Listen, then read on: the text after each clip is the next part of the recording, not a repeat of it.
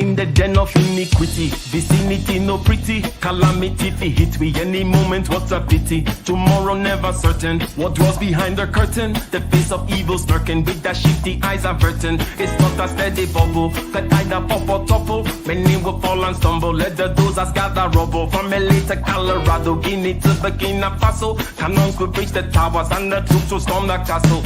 I say, run, come, make we get it.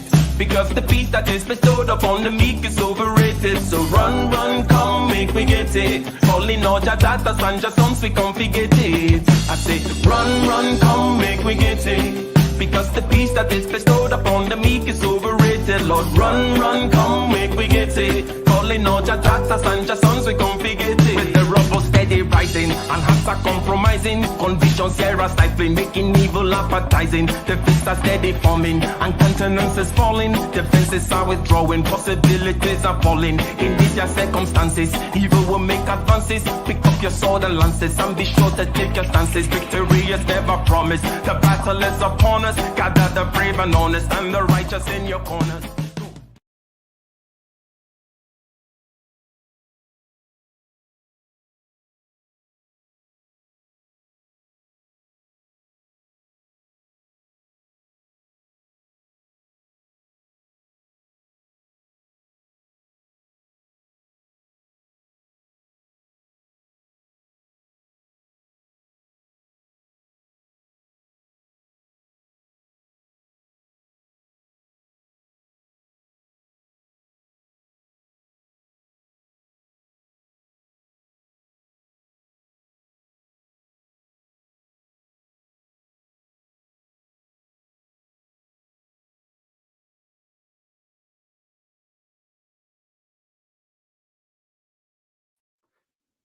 Unmute, sir. Your mic is mute. Your mic is mute. Indeed, it is. I was Yeah. just testing. I was testing everyone. All right, ladies and gentlemen, welcome once again. Okay, for real this time. How you go? How's it doing, Aitwa? Oh well, can't complain. It's winter in the morning in California, spring in the afternoon, and now I don't even know what it is outside. You don't even know what it is. Yes. Okay, ladies and gentlemen. Apologies for the audio issue. Okay, but today we're going to be talking about technical analysis. We're going to be talking about how you can read the tea leaves in the market. What do we know about these patterns? Okay, we know we want to buy low. Okay, we know we want to buy low and we want to sell high. Well, how come majority of the market doesn't do that? How come people actually tend to buy high and sell low and lose money? What's going on there? And then you have these people talking about technical analysis, which is a way of looking at price action in the market and seeing the patterns in the price action in order to be able to predict where the price action is going to be, ladies and gentlemen. So, and this is an important thing in order to understand certain macro patterns that are out there. Now, but before we get into it, the nitty gritty of it, look at some charts, share a video here. Just wanted to ask you this. Are there any kind of like, do you recall any common sense things that you've learned about the markets in general? Rules of thumb that anyone has told you? Maybe you learned something in school about the patterns that the market tends to form. When we talk about the markets, we're talking about the market for securities, bonds, commodities, and those kinds of things out there being publicly traded. So, what are the things that you've heard out there regarding the patterns that, for example, you've heard what goes up must come down, right? I'm sure. That's right. That's right. Well, the one common one is, get them while they're hot and low, right? That's the one that you hear a lot often, especially, I mean, just let's look at the pandemic. We saw Zoom suddenly skyrocket in their stocks and their value. And if anyone was paying attention strategically and paying attention to the marketplace, that was the perfect time to invest in webcams, things like, online conferencing products, headsets, webcams, microphones. It was also a good time to invest in streaming platforms, anything streaming, right? So at the time you get it and you cash out, because now we've seen that inventory has caught up. I remember trying to buy a camera for a couple of my businesses. We were out a couple of months, cameras are overpriced. So I think it's get them while they're hot and pay attention to the market, because something is going to benefit from every point the economy is in. There is someone benefiting from, whether it's inflation or deflation. Supply and demand always, plays a role in that. But get it while it's hot. Get your Tesla. Like, some people got Tesla stocks when they were affordable, and my older sister being one of them, and cashed out and made like $4,000 out of it. And she wishes she didn't, because now we all know what Elon Musk is up to. So who knows?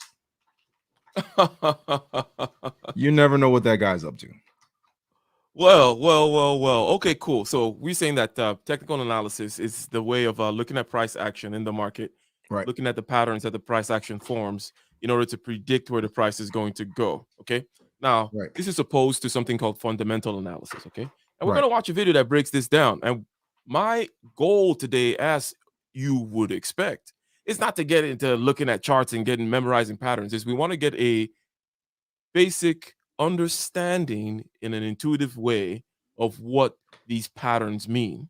And we're going to ground them in human psychology, because basically we're saying, look, the marketplace is made up of human beings, okay, buying and selling, okay? And out from that activity of human beings buying and selling come out this number called price, okay? Right. So human psychology has something to do with price, and human psychology is relatively, shall we say, fixed. So we're grounding the pattern somewhat on human psychology. Now, when I say predict the market, I'm talking about predicting with a certain level of, shall we say, certainty. So it's not a Right. question of just every prediction has a certain level of certainty. Every measurement has a certain level of certainty, right? So if I say, hey, with this particular pattern in the market, there is a 50% chance that it'll go up, a 50% chance that it'll go down. Or there is a 90% chance based on historical patterns that it'll go down from here when we've seen this before. This is the kind of prediction that we're talking about. So what are these patterns that represent the human psychology that the market is based on? Okay.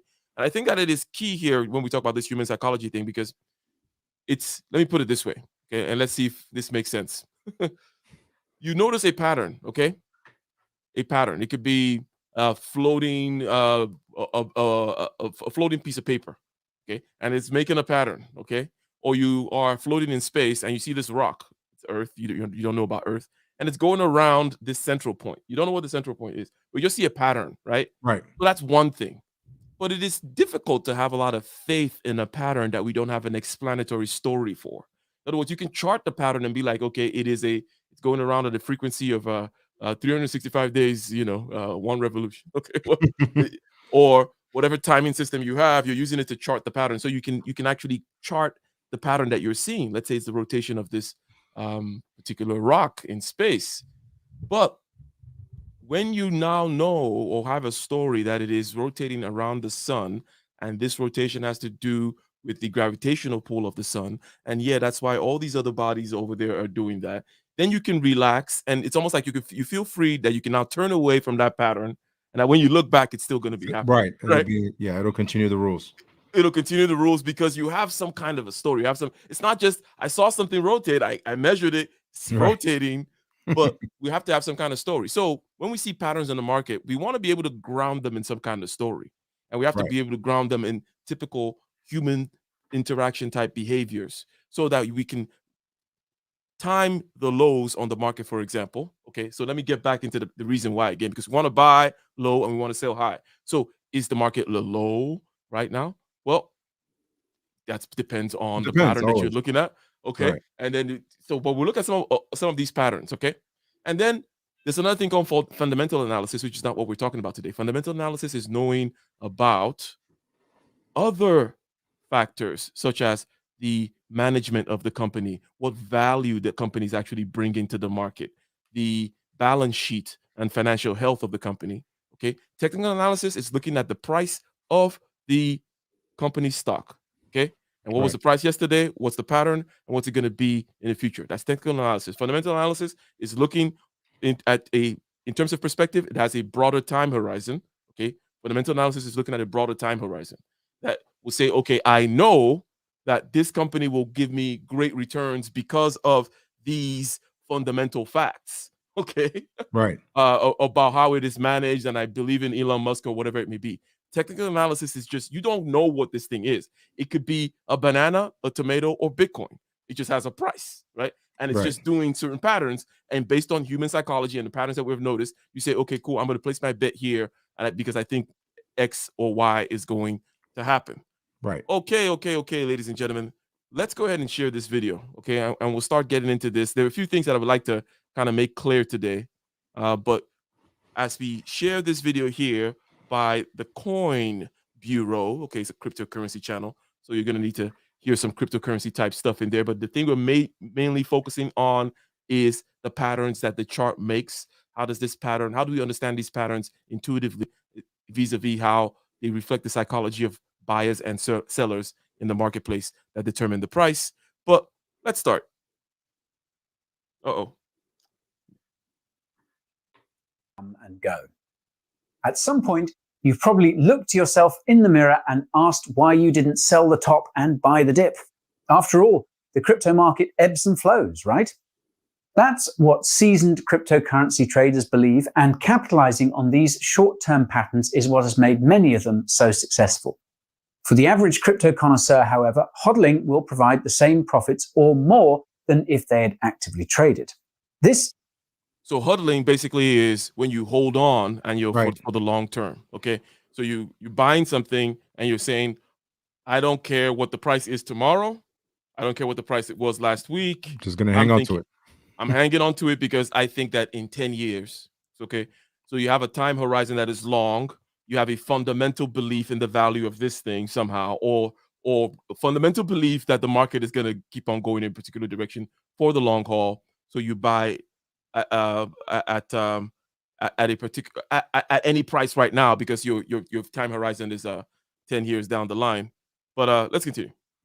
Is because cryptocurrency trading is hard, and the technical analysis required to do it effectively takes a lot of time, a lot of practice, and a lot of patience to master. My name is Guy, and my mission today is to take you through some of the basics of technical analysis for cryptocurrency trading. By the end of this video, I guarantee that you will have all the tools you need. And this can be used, again, for any kind of market analysis. It doesn't have to be cryptocurrency trading. Okay, cryptocurrency it happens to be a good one. There's a lot of volatility in it. It's a market of mostly traders, meaning people that are trying to make money. So it's very short-term horizon-wise. So you can see a lot of wild patterns in it. Okay, and it's a good way to kind of look at how, again, we can predict the market by looking at previous price action. Okay, hold on one second here. Yes. To hammer out your own unique trading strategy for every cryptocurrency you are holding.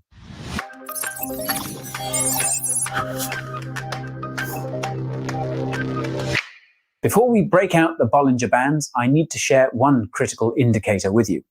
I am not a financial advisor, and nothing I say during this video should be considered financial or investment advice. And nothing that my guest and I say today should be considered financial advice either. Isn't that right, Etoile? Let's see here. Up to you to build up the knowledge you need to make your crypto dreams come true. It's a long road to Lambo Land, and this video is just another stepping stone on that path. In case you missed it, my name is Guy, and I am the lead detective here at the Coin Bureau. I search far and wide for the latest and greatest cryptocurrencies, DeFi protocols, exchanges, and everything in between. Nothing crypto-related is off limits. Nothing. If you want unlimited cryptocurrency content, kindly navigate to that subscribe button and give it a click. Don't forget to ping that notification bell so you don't fall behind on what's hot. As always, timestamps are in the description. Be sure to use them if you're short on time or are looking to scratch a particular itch. Now, sit back, relax, get a drink if you need it, and let's get technical. To the untrained eye, technical trading looks incredibly arbitrary. Just pull up TradingView, draw a few lines, number go up, and boom, you're Warren Buffett Jr. Of course, whenever you or I try doing this, we just get bogged. Surely there is more to technical analysis than drawing a bunch of lines and hoping for the best. As it turns out, technical analysis actually has some solid science behind it and has existed for hundreds of years. The candlestick chart that comes to mind when you think of trading is said to have been invented by a Japanese rice merchant named Honma Munehisa almost 300 years ago. So, if you're a weeb, you have no excuses not to learn technical market analysis. Honma wrote what is believed to be the first book on market psychology, which details many of the patterns and terminologies expert traders continue to use to this day. He's believed to be the most successful trader who ever lived, reportedly bagging over 10 billion in today's dollars over the course of his trading career.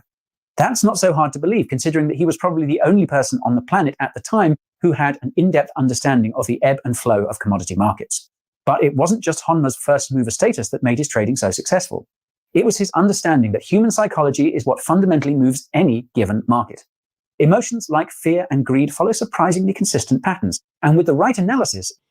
So you've heard of FOMO, for example, right? The fear of missing out. I think you're muted. You're right. I've heard of that. Yeah. Okay. So FOMO is one such psychological pattern. Okay. And with this, I want to just kind of, before we continue here, because basically right now he's trying to show the history of this art, okay, of looking at the patterns that the market, or really studying, okay, how human psychology plays out in the market so that you can benefit from it. Okay. Now, fear of missing out is something that we understand psychologically, which basically says, okay, something is hot. We heard something in the news. This stock is going to be pumping. Okay. Everybody go buy Zoom. And then everyone FOMOs in. Okay. Right. Everyone goes in and buys that. And Now, generally speaking, what's the right thing to do with FOMO? It is intuitive clear that you don't want to do that. Meaning, whenever there's a mass movement, it's typically too late. There is a phrase called buy the rumor and sell the news. So basically it means if somebody comes out and says, oh my God, this stock is going up and it's going to continue to, it's the news is out there that, this is a good thing to do, then it's already too late. Then that's when you should be selling. Okay. You should be one of those people selling to those people FOMOing in. Okay. Because those people they're selling. Like, so they took a position. The people whom did it right took a position a while ago. Okay. When it was still a rumor that this thing had some value to it, or when they studied the pricing action and were able to predict something.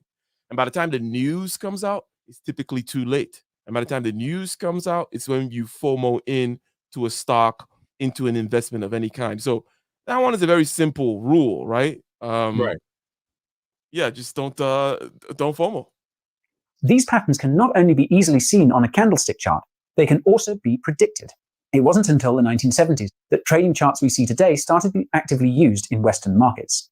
Prior to that, technical market analysis was done using Dow theory, which was invented by Charles Dow, the creator of the Dow Jones Industrial Average and co-founder of the Wall Street Journal. Not surprisingly, Dow theory is based on the same psychological principles as Honma's candlestick patterns.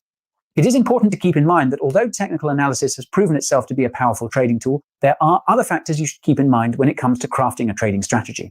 For cryptocurrency, this includes things like tokenomics, network activity, use case, the team behind the cryptocurrency, any notable partnerships it has, and even macro indicators like. There you go. So what you just mentioned there, okay, are factors. Again, this is particular to the crypto industry, but these are fundamental factors.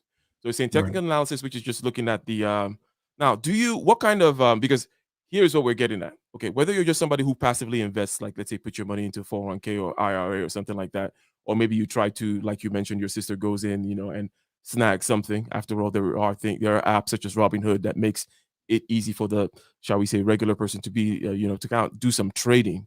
Okay. How deeply have you got into this world of fintech with these apps in terms of trading, or do you mainly just do passive into kind of certain kinds of indices or whatever? Yeah, go ahead. Yeah. For me, my wife and I, we've taken the extremely safe route with investing in real estate. Real estate. Of course, the real estate has followed the some technical analysis that has been true for a very long time.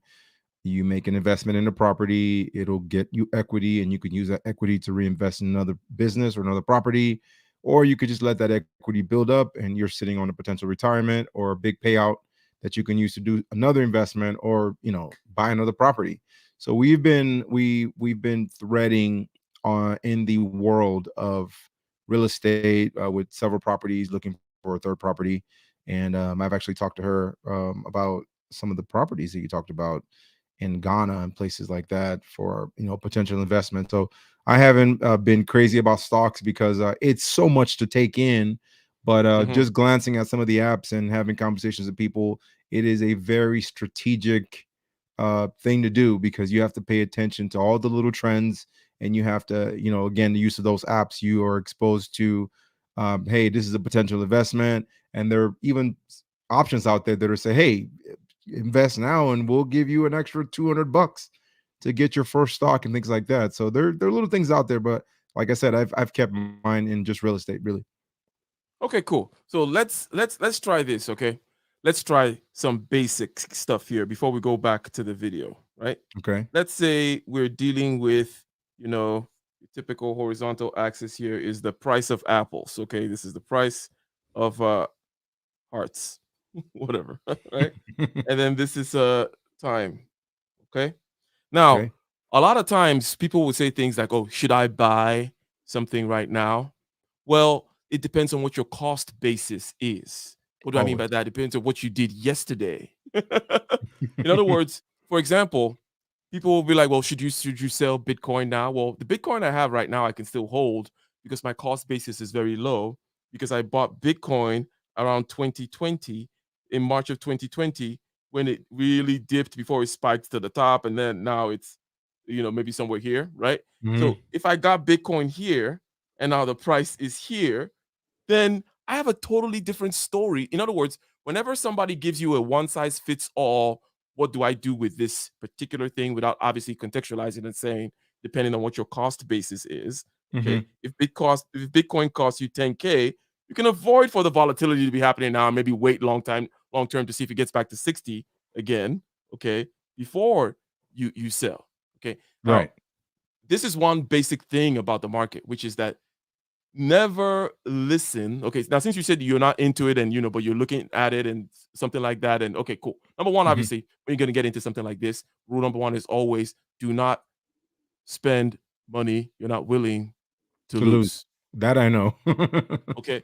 And then when you get into start playing with house money with your if it works out well, Mhm. cool. Then you're gonna gain a certain amount of confidence, and then you're gonna learn the safe corners too, where you can park your money, right, and just Right. earn like 3% or something. Because that's Right. another thing about this crypto thing is, if you rather than leave your money at I don't know Foothill Boulevard Credit Union, okay, rather than leave your money there and earn 0.01, you can put it in a place like Robinhood or Coinbase, and they give you sometimes like 0.3%. And then sometimes that's if you buy cryptocurrency and stake it, you can get like 3%, 17, up to like 20% sometimes, depending on what you're trying to do. So, but there's some stable avenues that still give you, is my point, stable, safe, less volatile, less crazy. But you'll know that when you jump in and see that give you better protection for your assets than the outside regular quote unquote stable bank accounts, right? Right. So that's another thing to look at as well. But this thing about cost basis is very important. So dollar cost averaging, okay, is basically saying, oh, what does it say? It says got it, and then it says this. That means it wants me to. Let me see if I can do it live here. We'll do it live. Always. And share this. And then it says accept. Okay, cool. So we're saying I said something else prior, okay? And again, ladies and gentlemen, we're just trying to give ourselves a, or shall I say, an intuitive understanding of how technical analysis works, how watching price action in the market works, what's the human psychology behind it, and we're going to look at the charts, and then we're going to define certain human psychology type stuff. Now we're starting from the personal stuff, meaning, okay, where do you stand in the market matters in terms of what you're supposed to do. So if the price of Bitcoin is here right now at let's say 40K, okay, if you were buying, you know, since 2016 at $10 a week, just blindly buying, okay, which is called dollar cost averaging. Okay, there's this practice called DCA, dollar cost averaging, meaning since the market is going up and down, as we see here, right? Market is going up, it's going down, right? Right. You want to be able to just say, I'm going to buy $10 a week. That way, sometimes I buy a little up, sometimes I buy a little down. But if we continue the story, if you were doing that since 2017 for Bitcoin, you'll be way, way, way up right now. Right. Yeah, because the overall thing went crazy at some point. Okay. Right. So if you have done that point where now your average cost, that's what it's called dollar cost averaging. Okay. So when you dollar cost average $10 a week, okay, some weeks you bought it at $2 a coin, or some other weeks you bought it at $5 a coin, some weeks you bought it at $1 a coin, but you're going to have an average price. Okay. So that average price is everything with regards to what you to do right now. Okay. You're like, I'm in the market right now. I can afford to wait. People, they call it, having diamond hands, having strong hands. Having strong hands means you got a lot of house money. That's all it typically means. You got some extra cash. Exactly. So when somebody tells you what to do or never ask, okay, what should I do with something? It's always, well, given your particular history. Okay. What should be done about something? Right. Again, so the price of something is going up and down like this all through. But if you think that the overall trajectory is going to be going up, right, then you just dollar cost average every week, right? If it's a weekly time interval, let's say, you're just buying, just buy, right? And you'll be going up. But then here's another thing to do when you're dollar cost averaging. Dollar cost averaging is the beginning basic level, okay? And when, as your dollar cost averaging, all of a sudden, let's say 2020 hits, and boom, the market goes all the way super low, right? Mm-hmm. You may want to increase your purchase that week. Makes sense? Of course, because you know it's going up. Because you're like, wow, that's cheap. Okay, because you bought back. So the price was around that level, let's say 6 months ago, and you bought there before already. Mm-hmm. Okay, and then you made money. It's been going up, blah blah blah, and now you're seeing another opportunity again 6 months down the line to buy at that price again. So when you're dollar cost averaging, you can then watch to have some money on the side. Always have. You know where that term comes from? Keep your powder dry. No, I haven't heard that one. Oh, you haven't heard keep your powder dry before? No. Okay. All right. But keep your powder dry, it means, kind of but let me tell you, what do you think it means? Like if if I say keep your powder dry, what would you think that? Well, I mean, the first thing comes to my mind is either powder for a baby or powder for flour, right? And if your powder is wet for flour, then you're screwed. You can't make any cake or any of the pancakes or whatever until you're ready to make it.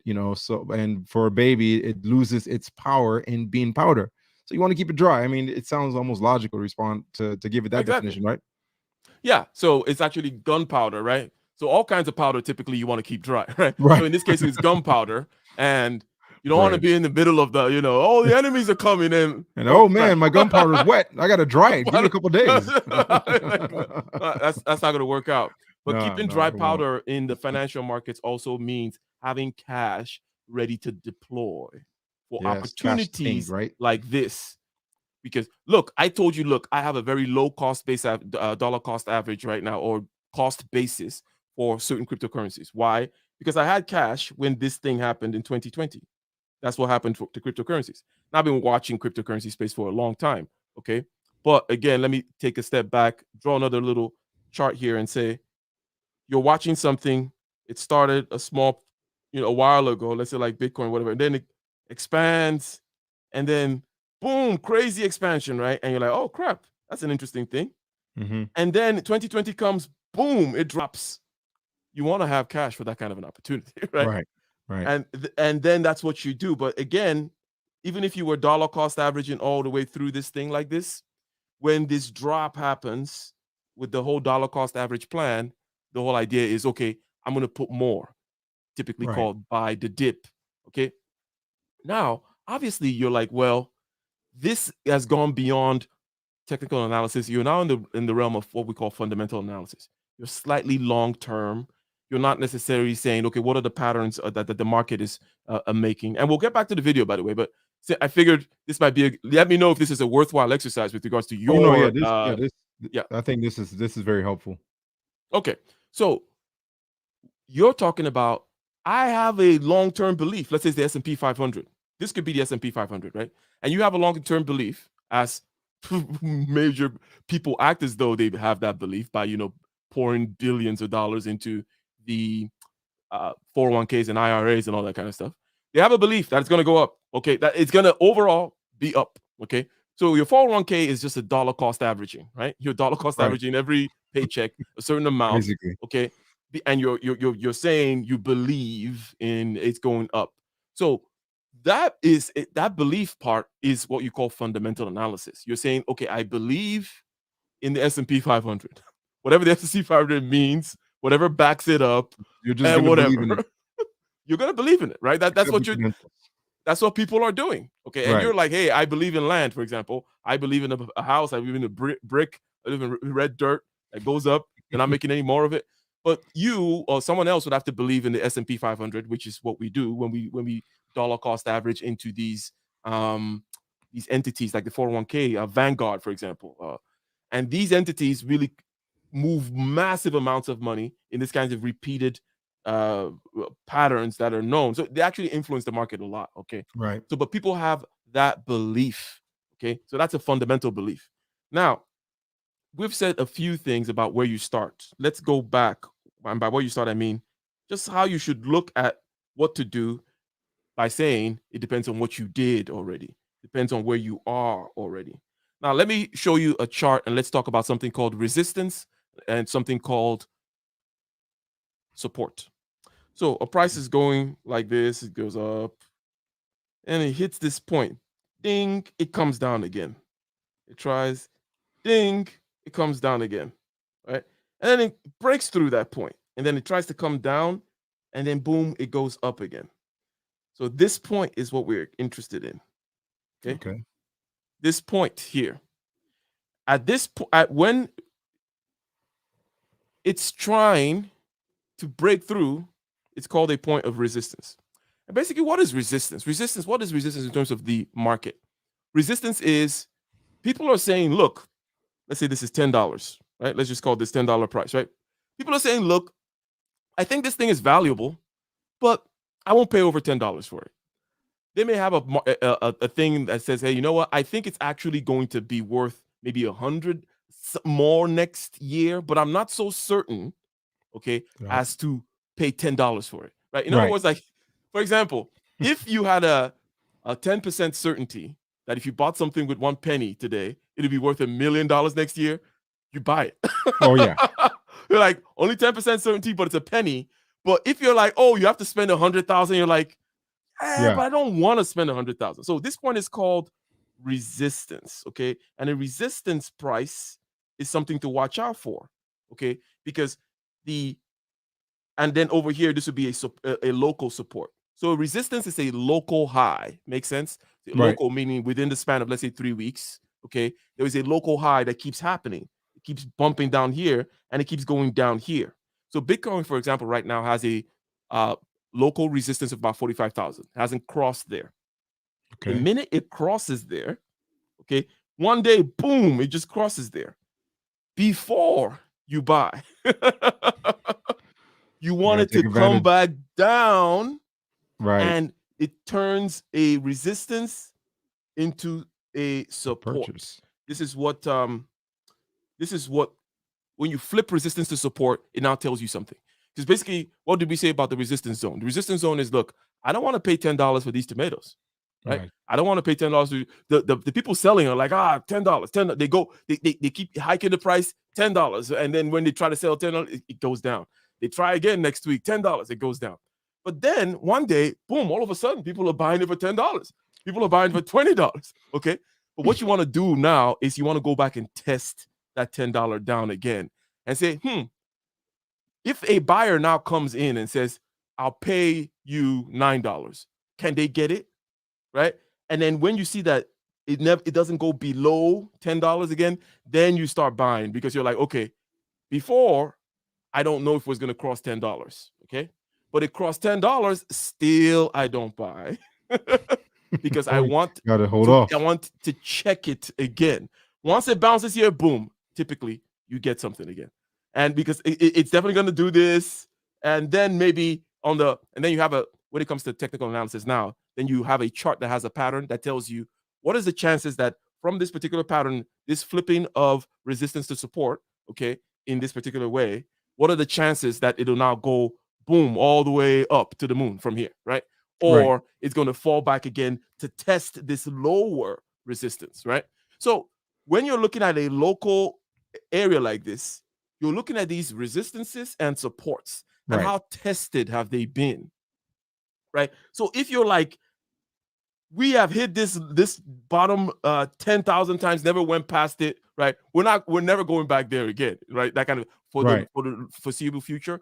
Then you are more confident, okay, with regards to buying. So I don't know if you had any comments so far. I know I've put quite a few things on the table here with regards to resistance and support, or questions or whatever. No, I think that what you said, I was following you, and this is the part of the stocks and trading that a lot of people don't understand and can't grasp. And I think this does a good job because, like you said, if the resistance comes from just saying, okay, I'm paying attention to the trends, I'm paying attention to what's going on. And then ultimately I want to get to a point where it's like, aha, right there when the market is going down, and then, that's where support comes in. And that's when you either, make your investment, or maybe in some cases, that's where some people wait again and say, maybe the resistance is coming back. I'll wait for another resistance, right? Or set up another resistance so we can get to a point where we know that, because if you look at the graph, it took, right at the very beginning, the heel goes up a little bit and it looks like the second one's the same. And the third one is like, woo, way up there. And that big crash when it's coming down, it's time to make a decision. So I think that this is what a lot of us need to understand, just so that we understand there is some technical analysis, there is some thought process there, because for a lot of people, this is just a chart. It means something went up, something went down. But the experts and the expert traders, as you mentioned, they understand when to strike and when to hold off, and they're not necessarily driven, like what we said earlier, by FOMO, right? Exactly. So they know that I'm by FOMO. Right. They know that I'm not missing out. I know that I'll come in. I'll strike when the time is right. Exactly. Okay. So I think let's draw another pattern again. We just learned that when you see resistance, there's something actually going on with the price of tomatoes, right? That there are people saying that they're not going to pay the $10 for it. And then if all of a sudden one day people are paying $12 for it, that's a good sign if you're like trading on tomatoes and stuff. But you still don't know if $10 can easily be penetrated back the other direction again. Hence, you want to check, like, hey, will people go below? Would it go below? And then when that happens, now you're like, okay, cool. We're now in a different band. Now, there's a thing that prices tend to do where sometimes they go up, they come down as usual, but then they go up, lower, come down higher, up, lower, down higher. So it's what we're having lower highs, okay, each time, okay, and then having these higher lows, okay. Now, what's going on here? Because basically, we're going to pause here. I'm going to talk about a number of things, because pricing action is one of those things that reflects a mechanism that's overshooting. The price, okay, is somewhere between, let's say, the price in this case is some theoretical, real, abstract number that represents the actual value, okay, of the thing. It's some theoretical number between these ups and downs. Right. So we overshoot and then we have to undershoot. That's why it always goes up and down. That's why it's never just it's never a smooth straight line, right? For example, right? It's always overshoot, undershoot, overshoot, undershoot, overshoot, undershoot, overshoot, undershoot, right? That's kind of how the pattern works, because this is, after all, like it's a human system, right? Right. So what's happening here? Now, I haven't thought about this. I just want to think it through. Okay. So people are wanting to buy at a certain price. It's like, or people are wanting to sell at a certain price, and people are like, no, I'm not buying. Okay. And then they come down here and they're like, okay, cool, but the sellers are not willing to sell below this. And then they start negotiating again. They go up, right? And then they hit another snag where people say they won't buy, but it's a lower to one this time. Okay. Right. They're like, this is interesting. They're trying to find a price. They think that maybe the price is maybe somewhere more in here. But here's one thing about this pattern, which is, it's going to have to go somewhere. In other words, there's a geometric kind of, there's a kind of common sense to this pattern, in a certain sense that it doesn't go on forever. Right. If you look at it, right? If you look at it here, like, well, what's going to happen, right? So typically there is, depending on the shape that this pattern takes, okay? And by the shape, I mean, is it an ascending thing? Is it um an overall ascending flagpole? They call these like flags, right? Like that's doing this, or is it a descending one that like this, or is it a symmetric one like I'm drawing? Then on a symmetric thing like this, when it is time to break out somewhere here, which it will, okay, because it can't just keep on doing this, go up, bouncing within At this some range point, forever. it's gotta take. It's gonna break to the up or to the down. Right. So your job now is, okay, it's this week. You're like, should I wait to sell or am I buying? Right? Because again, it's all buy low, sell high. Okay. Right. Always. There's no mystery to that part. It's just that now we're doing technical analysis to be, okay, when do I buy? We talked about dollar cost averaging before, and then you dollar cost average, and then when something dips down, if you still have the fundamental belief in that thing, then you buy more. That week that is low, you double, you triple, you quadruple your buy that week, and then you keep on going, dollar cost averaging. Now we're talking about a pattern that's doing this type of thing, where there's a symmetric pattern like this, and it's going to break to the upside or the downside, and it typically does. And if you look at patterns over time, these shapes that they make, okay, because these shapes all have a particular psychological story, okay. In other words, there's a typical thing that's usually going on in the market that'll make it have a particular kind of a weird shape like this, where between the buyers and the sellers, which is between the bulls and the bears, as it's called, there's a certain kind of negotiation that's going on, and a certain percentage of the time it goes this way, other percentage of the time it goes the other way. So this is a pattern in technical analysis, and we're going to play the video now. I'm continuing playing the videos to see where these patterns or some other patterns, right? Okay. But again, if I used to do a quick recap from a long time ago, a quick recap from a long time ago, basically saying, look, when you're looking at patterns in a chart, okay, you are trying to see where the price is going to go. You're looking at one variable. It's the price, this dollar here. Okay? Right. And based on what the price has done before, you're trying to see what the price will do again. Well, what is it based on? Why? What is it based on? Well, it's based on the fact that there's a marketplace, and this marketplace, out from this marketplace comes out the price based on negotiations between buyers and sellers, and the human psychology doesn't change much. So this is not as nice and smooth a story as, well, the mass of the sun creates a gravitational pull on the earth, and this is a regular pattern. So the story of human psychology is a little bit more messy and fuzzy. Hence, it's like 50% chance it goes up or down given this pattern, that kind of a thing. Right. Because human psychology is still kind of crazy, and weird things do happen. So that's the kind of like the basis. When they say, oh, it's scientific, we have to understand what that means, right? The science is one of those words, right, that people just throw out there. So they're just saying, okay, it's quantifiable to this degree. Exactly. It's been measured to this degree. Right. Right. It doesn't mean like it means what, put an asterisk, right? You got to put an asterisk at the end of it. Exactly. So it's like if I measure something, but it's something that you and I both understand, such as water.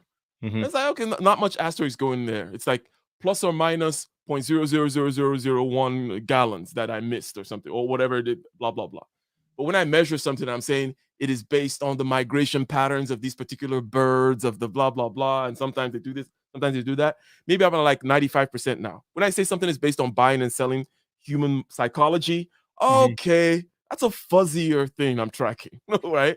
But I'm giving you I'm telling you what I am tracking, what you should believe in. Just as I said before, you can look at a pattern of the rotating planet, but you have to then tell yourself a story about what exactly it's doing. So the story is about the psychology of the market, right? And having said all that, we come through and we say, hey, what should I do in the market right now? Is this a bottom right now in the market, for example?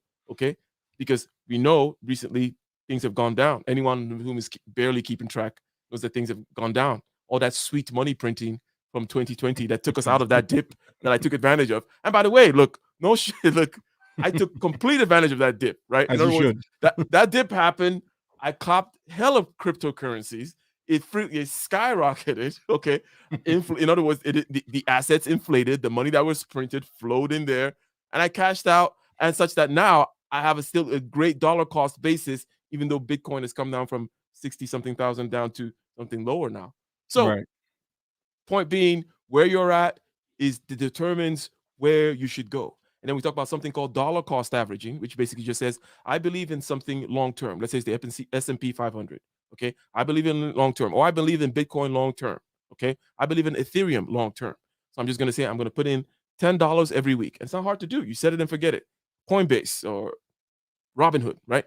$10 a week. Okay. And I said, look, if you started doing that in, let's say 2019, you'll be way, way, way up on certain things. So pick something. Maybe it's $10 that you can afford to lose a week. Okay.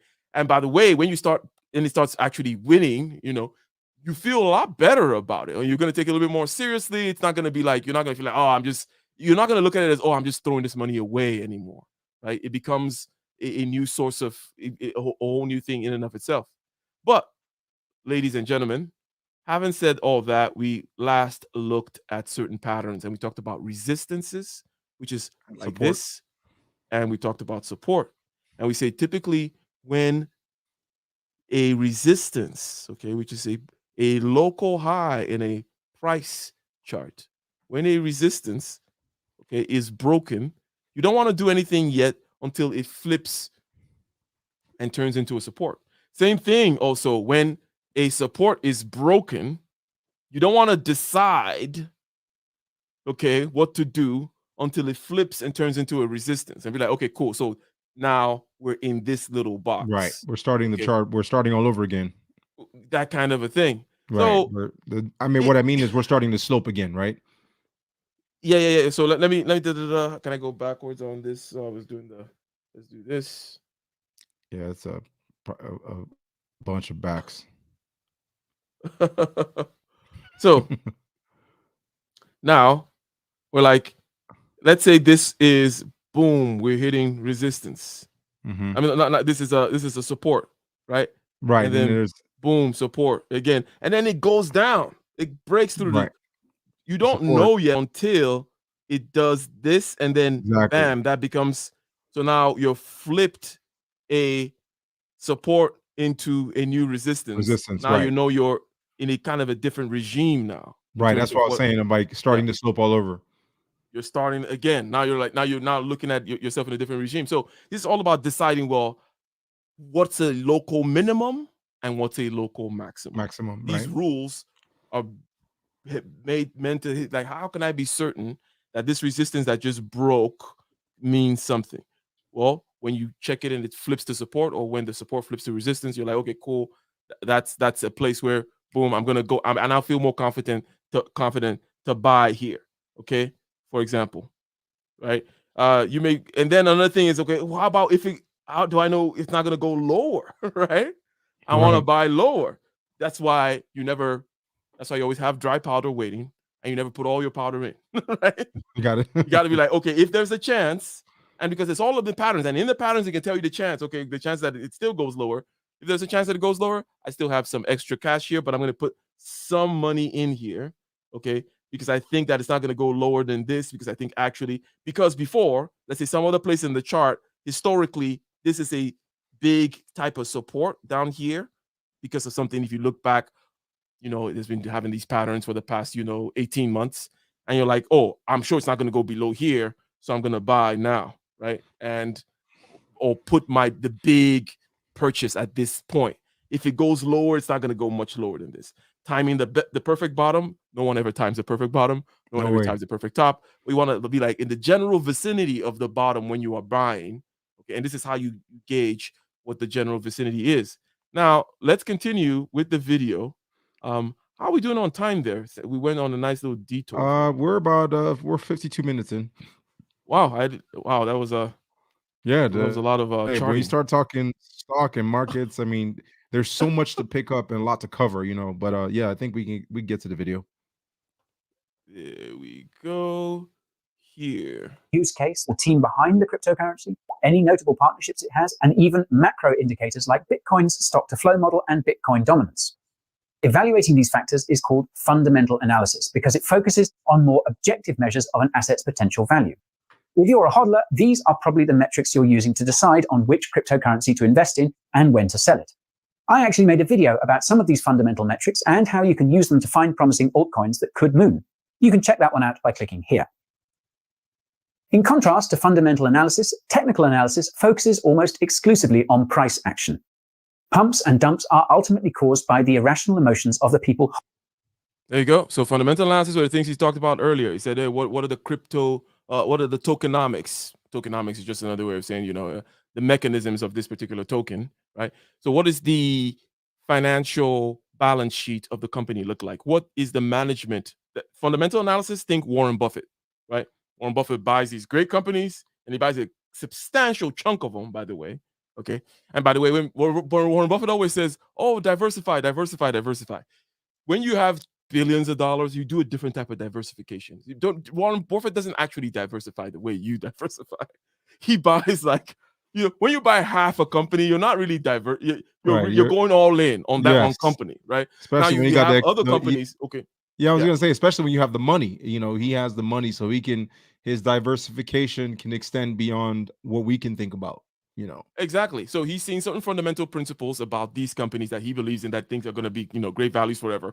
Coca-Cola and See's Candy and all these other things. He's been in it since forever. So his cost base is completely different from yours. Yes. And he's got mega cash to put in. So these things need to be, shall we say, highlighted. Now we're going to get into the emotions, the human psychology that is reflected in the markets. Okay. On price action. Pumps and dumps are ultimately caused by the irrational emotions of the people holding an asset. Fundamentals be damned. Some would argue that technical analysis is the more accurate way to trade cryptocurrencies, given that the average cryptocurrency holder is exponentially more irrational than suit and tie Wall Street investors. Given all the insane price action around food-themed DeFi tokens and Wi-Fi token clones, I think there's a case to be made there. However, each cryptocurrency will require its own special blend of fundamental analysis and technical analysis in its price projections. It will be up to you to figure out how much emphasis you should be putting on one versus the other. Most of this will be determined by how long you plan to hold that cryptocurrency for. As a rule of thumb, technical analysis is used for shorter-term trading, and fundamental analysis is used for longer-term trading. And does that make sense? Again, I know it's a repeat, that we keep on repeating the difference between fundamental and technical, that fundamental has a long-term, technical has a short-term. Fundamental looks at many factors, technical is just looking at pricing. Does that kind of make sense? Are you muted? Or am I? I am muted. Yeah. Yeah. And I was saying that the technical is just almost the meeting room analysis. We're just going to have a quick meeting. We're going to look at what's going on. We're going to look for trends, highs and lows real quick so we can make a decision. And the fundamentals, I think the fundamental analysis requires a little bit more cash, right? It's safe to say that we talked about Warren Buffett earlier. He is the type that would look at something on the long term and go, that works. I'm putting this money in there. The short term is, you just want to come in for a little bit. You look at, do your technical analysis. You look at some quick trends and you look at some patterns. Like you said, there's a story behind it. And you say, you know what, that's going to give me this.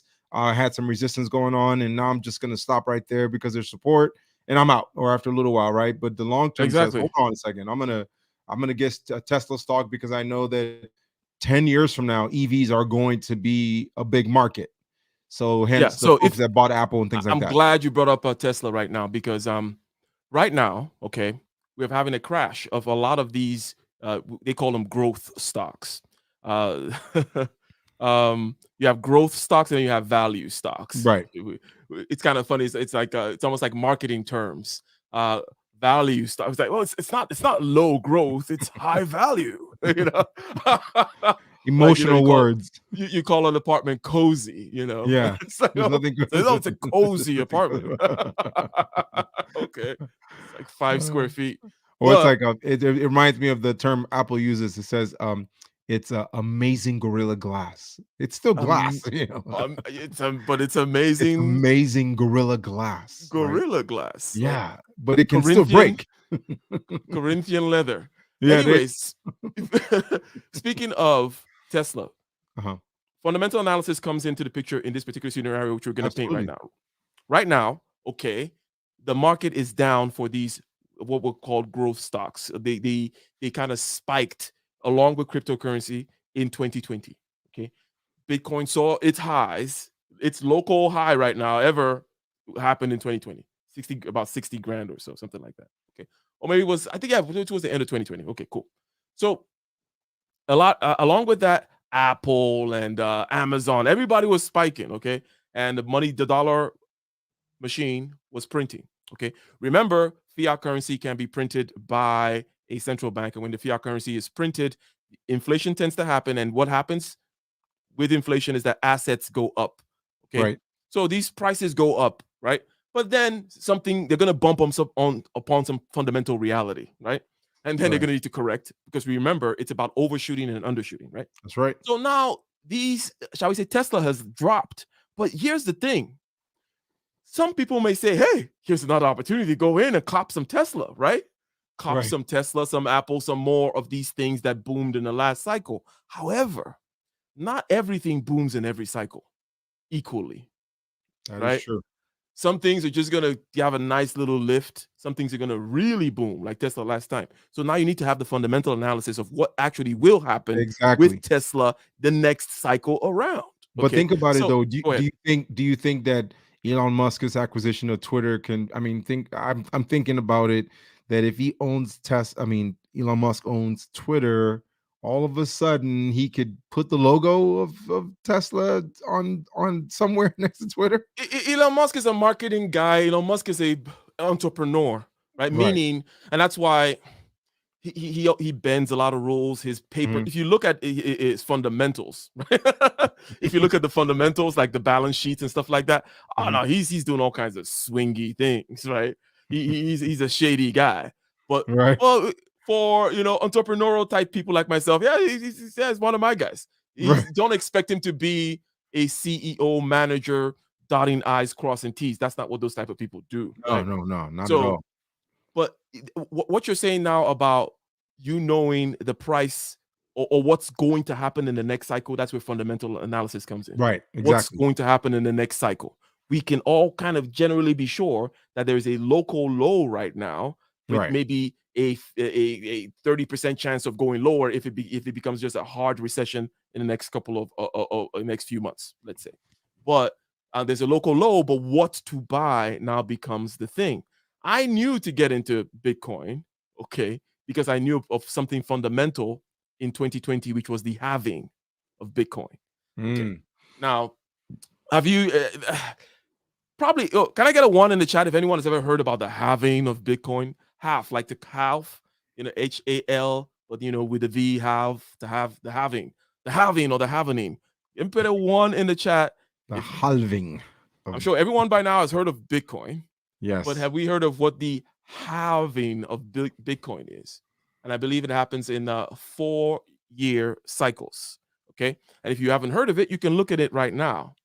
This is when the amount of Bitcoin that can be mined, okay, gets split in half. More 21 million Bitcoin. I'm not gonna explain everything because it's just gonna become some ridiculous thing. Go read the white paper by Satoshi Nakamoto, whatever. But 21 million Bitcoin is going to be the entire number of Bitcoin that ever gets mined ever. Okay. But every 4 years, the amount that you can actually get, the spigot gets tightened. Okay. It's like you got to do a certain amount of work to get some Bitcoin that gets tightened every 4 years. Okay. So the supply is getting constricted. We talked about fiat currency before, which is the opposite. Fiat currency says, number one, I don't have a cap. Right? I don't have a cap on the currency, and I don't have a cap on how it's arbitrary the way in which I flow it in. So Bitcoin saying I have a fundamental deflationary as opposed to inflationary, deflationary asset, okay, with a program that tells you there was only going to be 21 million Bitcoins. Okay, and you can divide that into how many billions of Satoshis as you want, right? So we're like, oh, that's a problem if there's only 21 billion. Well, you could divide it into whatever, right? Right. Doesn't matter. So there's only going to be 21 billion in terms of the monetary policy. Now, this is a fiscal policy, it's a monetary policy thing, which basically says I am not going to print anymore. As a matter of fact, I'm going to restrict the printing of it as that time horizon reaches. As you get closer and closer to 21 million, it gets harder and harder to actually create more. So you can see why the price of Bitcoin goes up with something with something called the Metcalfe law. Now, this is not necessarily saying anything about the fundamental value of Bitcoin. That is something else differently. You have to believe in digital property, which is what Bitcoin created. And by property, I mean physical things have a property. Like, for example, water is wet. Okay. Digital things, because they can be copied, okay, don't have that same property thing. In other words, you send me an MP3, I send you an MP3. Who has the original MP3? I copy it, send it to the third person. Like, what does it mean, this MP3? It's just an arrangement of information, right? Right. Who has That's the all it original is. one? What is it? So I'm using property in a particular way. So for something to actually be property, for you say you own the real Mona Lisa, it actually has to be a real Mona Lisa. In the digital world, that did not happen until Bitcoin came around. Bitcoin made it such that you can create something in the digital space that cannot be copied, that you can say this is the original Mona Lisa. This Bitcoin here is what it is. And obviously it's through what you call the blockchain, which is a distributed ledger and all that kind of stuff. But anyways, ladies and gentlemen, we are going to continue with the video. Okay. Hodling. If you really want to be a crypto king or queen, you'll need to learn how to do both. You should also remember that although stablecoin trading pairs like ETH USDT are the easiest to keep track of an asset in terms of dollar value, trading pairs with Bitcoin, such as ETH Bitcoin, can often give you a better sense of how well a cryptocurrency is performing relative to others. This is obviously pertaining to altcoins, and I have a video about how to plan your own ultimate altcoin exit strategy, which you can watch by clicking here. Without further ado, let's take a look at a few of the key elements used in technical analysis. Almost everything in technical analysis involves the candlestick chart. Most of you are probably familiar with it by now, but I bet a lot of you still can't explain exactly what it is or what it shows you when it comes to trading. Each candle you see on that graph in a standard cryptocurrency exchange gives you a snapshot of the trading activity within a given unit of time. Let's take a pause here. If you can download, anybody right now can download any one of these fintech apps, let's say Robinhood or whatever, and you can look through stocks. You don't have to buy anything, okay? And then you can look at candle type representations, okay? The other type of representation I was showing was just a line, right? That just shows the price. Candles take chunks of time. Let's say let's say if these are 5-minute candles, then each candle is a 5-minute chunk of time. And in there, it tells you, it almost gives you a summary of, this is where the pricing started for that chunk for 5 minutes. This is where the people were bidding. This is how the sellers moved. In other words, Right. It kind of tells you, this is Tells a how story. volumes, it tells a story, more of a story than just, the price is moving. It takes a chunk of time, says it started here, and sellers did this, buyers did this, and we hit some kind of resistance here. So we're going to look basically at the candle idea now. Again, it seems like maybe I'm wrong, but it seems like I'm putting a lot on the table, but believe me, okay, all this stuff is based on some basic intuitive understanding, right? Right. I didn't go, okay, and sit down and, study this stuff in some kind of a formal way. No, I just operated within the market a little bit. Now, granted, I have amazing intuition, if I may say so myself, but I just kind of soaked stuff up. And then with the intuition, kind of grab the patterns and this, that, and the other. So it's nothing crazy. All that stuff about flipping resistance to support, it's not in a textbook. Okay. And then when I just demonstrated it, you're like, oh, that makes sense, right? Okay. Right. And so that's a pattern that somebody has said. And once you get that one, you get that one. Okay. So now let's continue with the candles. For example, if you have the chart set for 1 hour, each candle will represent 1 hour of trading activity for that asset pair. Not surprisingly, a green candle means prices went up during that period, and a red candle means that prices went down. Almost all the candles you see will have something called a body and a wick. The body is the thicker part of the candle, and the wick are those lines you see poking from the top or the bottom. For green candles, the bottom of the body is the price that the trading started at during the time period, and for red candles, it's the top of the body. When you see a candle that has almost no body, it means that almost all of the trading during that time period took place within a very narrow price range. Yeah. This means so small little candles like that again. So it's telling the story again. Where did the price start? Where did it end? What was the high and what was the low? Right. That the price did not change during that time. When you see a candle that's almost all body with no wicks, that means price either moved to the upside or to the downside during that period. The bigger these candles are, the more FOMO or FUD we feel. Wicks on a candle denote the highest and lowest trading prices during that time frame. These wicks are incredibly useful because they can tell us when traders are taking profits or buying the dip. A long wick on the bottom of a candle suggests that traders are buying the dip, meaning price could still be bullish. A long wick at the top of a candle. A long wick it makes it sound so simple, doesn't it? Yeah. No, and the candle stuff is perhaps one of the more technical ones because it's just looking at this. But again, it's just looking at this Right, just particular activity and, you know, is it chunk of hot, is time it and looking at cold? activity. Is it hot? Is it Right, cold? Is it going up? Is it going down? And right. it's the kind of thing that when you actually get into it, and let's say you're trading something like Bitcoin, or let me put it this way, okay? I'm such a nerd that sometimes after like a day of work, especially like in 2020, okay, Mhm, after a day of work, I'll turn off all the lights, okay, and I'll mhm, just put on like in my big screens. You have these charts, right? The candlesticks, so it's a mhm, black screen, right? And it's uh-huh, just red and green candlesticks, right? uh-huh. And you can watch it every 5 minutes. You see, and it actually moves in real time, right? It gets bigger, it gets smaller. This happens, that happens. And I'm I just mean, but, you know, watching. doesn't it make you wonder sometimes though, can the market potentially mess with those numbers to boost your FOMO? That is what everyone in the market is trying to do. Everyone in the market is trying to do something to the market. Okay. Everyone in the market has an agenda. So Okay.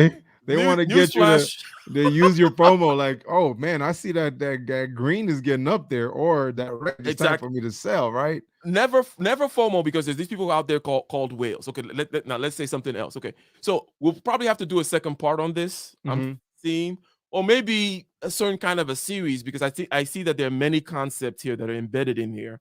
I th- okay, so the people called whales. Let's what is a whale, and why do people use these water type analogies?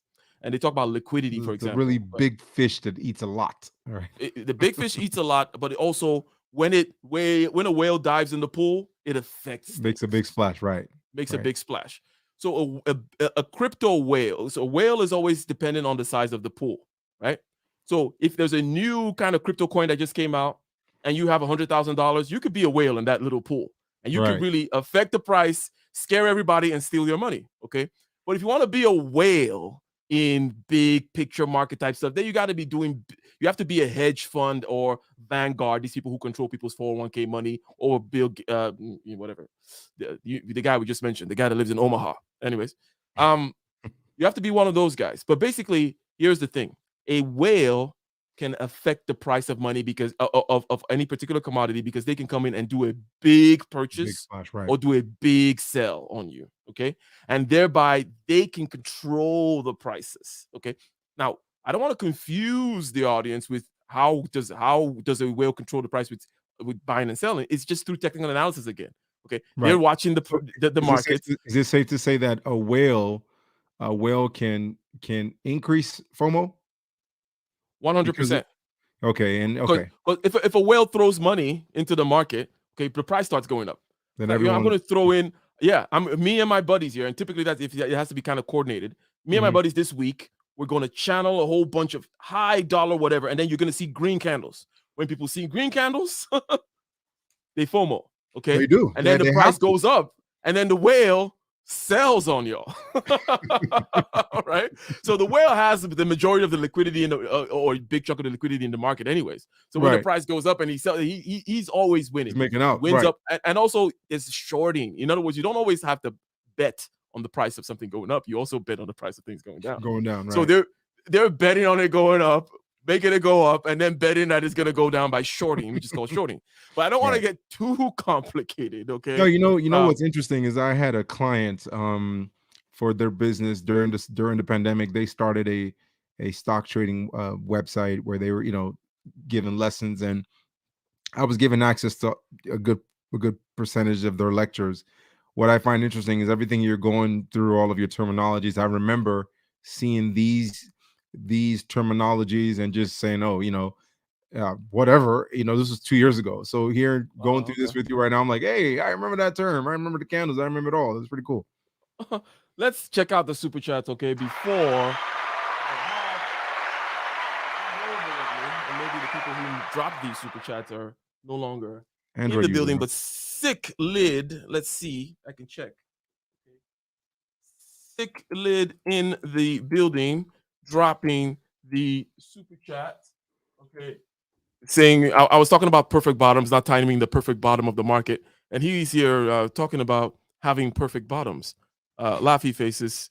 Um, Shout out to you. Thank you very much. And then we have Sir Anthony says, Great job on Bernard's program this week. Yes, indeed. He out there talked about 4 things that modern men must do, which is, get that passport, okay, get a Revolut. Anyways, we go out there and check it out on Bernard's channel, okay? I did that on Tuesday, which is a couple of mornings ago. Now, another super chat, okay, after this $20 one, comes through from A Hill down here, $20.